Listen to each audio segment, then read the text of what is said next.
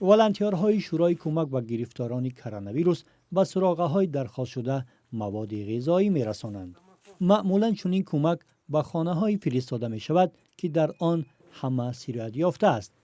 عبدالملک 4 هفته باز بیمار است. نخست خواهرزادش به کووید 19 گرفتار شد. بعداً تمام عائله که در یک خانه زندگی دارند به کرونا ویروس سرایت یافتند. یگان نفری آنها نمی‌توانند به بیرون برآیند.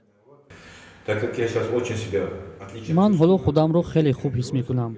با ورزش مشغول هستم، ولی از خانه بیرون برآمدن به ما ممکن نیست. برای گرفتن هوای تازه تنها به بالکن میبرویم. خدا را شکر همه خوب است. تنها برای دسترس کردن مواد خوراکی مشکل داشتیم که شما برایمان کمک کردید. شورای کمک به مهاجران تازه به کار شروع کرده الکی از چندین سراغه برای رسانیدن غذا درخواست گرفته است. محمد جان با دوستش یگان علامت بیماری را ندارند، ولی همسایه آنها به بیمارستان انتقال یافته از این مهاجران هم برای تشخیص کرونا ویروس تست گرفتند. عموما به بیرون رفتن نمیتوانیم. از روزی 15 ما در کرانتین قرار داریم. یک همدیگه ما بیمار شد.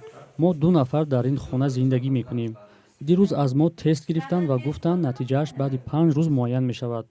حالا شکر خدا خود را خوب حس میکنم. یگان نشانه یا شبهه گرفتاری به ویروس نیست. مهاجران در اکثر حالتها یاری تجلیلی را دعوت کردن نمیتوانند چون زبان را خوب نمیدانند. در چنین حالتها آنها با این رقمها زنگ زده و کمک میخواهند. O'zbek tilini tanlash uchun 2 ni bosing. برای گزارش به زبان تاجیکی تکمه 3 را پخش کنید.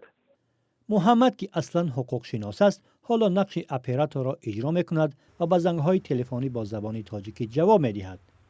امروز به دلیل کمبود آدمان به رسانیدن تقسیم بسته‌های غذا مشغول شد، ولی تلفن‌های مرکز به این زنگ میزنند.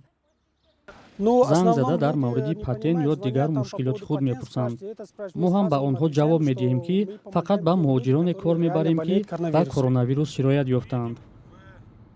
باطر جان هماهنگساز لایحه کمک به مهاجران بیمار است. او هم برای رسانیدن مواد غذایی به مهاجران نیازمند مشغول می شود.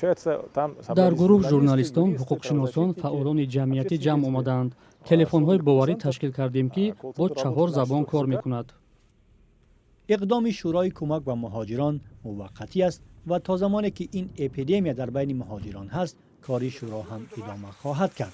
ولی بعد ختم یافتن پاندمی هم در صورت پیش آمدن ضرورت در آینده تشبثکاران با استفاده از این تجربه خود آمادن به مهاجران کمک رسانند.